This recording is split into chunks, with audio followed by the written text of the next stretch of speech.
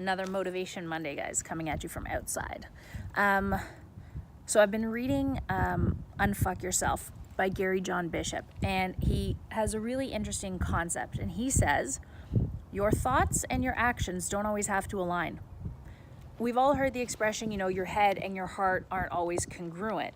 So too, what goes on in your head and what you end up doing outwardly don't always have to be the same thing. And this can apply to your relationship.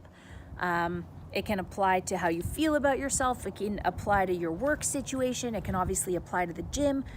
You don't have to wait for your mind to get right before you take the next step to do something. For example, how many hundreds of times a day does a negative thought cross your head about yourself or the relationship you're in or something, even if it's just like a glimmer? And I'm not talking like, oh, I want a divorce. I'm just talking, shit, my significant other frustrates me, sorry.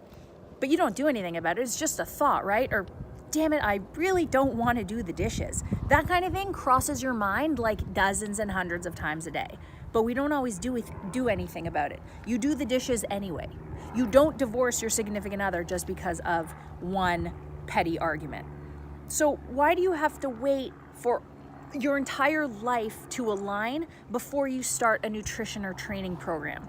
Why do you have to wait till you feel really good about yourself before you hire a trainer?